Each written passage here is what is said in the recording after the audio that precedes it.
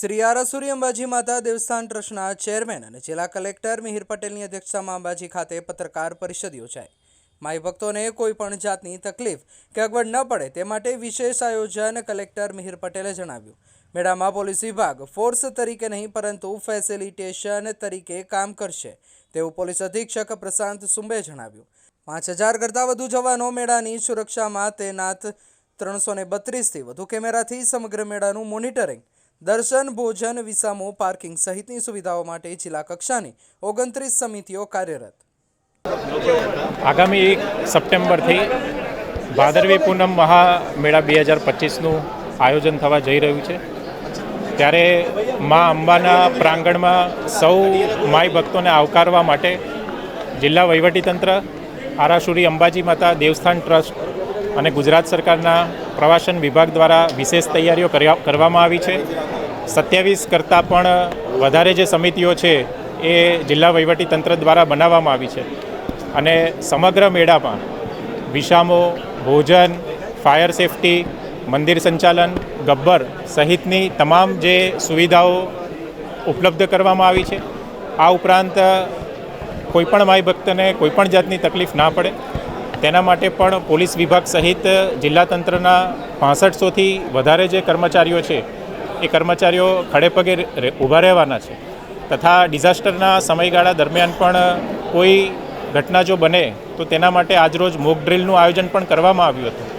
આ ઉપરાંત આ વખતે ભાદરવી પૂનમના મેળામાં જે વીમો કહેવાય તે વીમાનું કવરેજ ગયા વર્ષે 20 કિલોમીટર હતું, તેનો વિસ્તાર વધારીને આ વર્ષે તેનો વ્યાપ સમગ્ર ગુજરાત રાજ્યની હદ પૂરતો કરવામાં આવ્યો છે। ધન્યવાદ।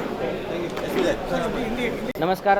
આવનાર પૂનમના દિવસે અંબાજીમાં મા અંબાનો ભાદરવી પૂનમનો મહામેળો જે થનાર છે તેમાં કાયદા અને સુવ્યવસ્થાની પરિસ્થિતિ સારી રીતે થાય અને પોલીસ ફોર્સ નહીં પણ ફેસિલિટેશનના માધ્યમથી ભક્તોનો દર્શન કરાવી આપે, કોઈ અનિચ્છિત બનાવ ન બને તે માટે 5000થી વધુ પોલીસ, હોમગાર્ડ, જીઆરડીનો બંદોબસ્ત રાખવામાં આવેલ છે।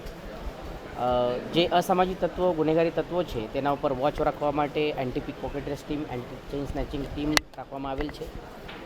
જે અમારા માતા બહેનો મેળામાં આવનાર છે તેની સુરક્ષાના ધ્યાને લઈ સી ટીમની પણ વ્યવસ્થા કરવામાં આવેલ છે। હોર્સ પેટ્રોલિંગ, BDS ટીમના માધ્યમથી ચેકિંગ, ડોગ સ્ક્વોડના માધ્યમથી ચેકિંગ, CCTVના માધ્યમથી આ મેળાના જે વ્યવસ્થા છે તેના ઉપર દેખરેખ કરવા માટે કંટ્રોલ રૂમની વ્યવસ્થા કરવામાં આવેલ છે અને આ તમામ વ્યવસ્થા સારી રીતે થાય અને જે પણ ભક્તો આવે તેનું દર્શન સારી રીતે થાય, તે શાંતતા સુવ્યવસ્થા જળવાઈ રહે તે માટે પોલીસ ખડા પગે ઊભે રહીને કામ કરશે।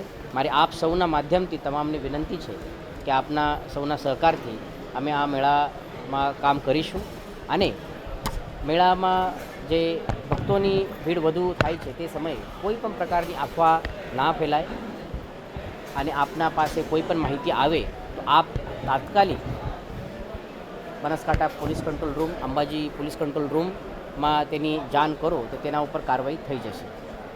મીડિયાના મિત્રોને પણ મારી વિનંતી છે કે આપના પાસે પણ કોઈ ઇન્ફોર્મેશન આવે તો તાત્કાલિક પોલીસ પાસે તે ઇન્ફોર્મેશન પહોંચી જાય તો તેના ઉપર અમે કાર્યવાહી કરીશું।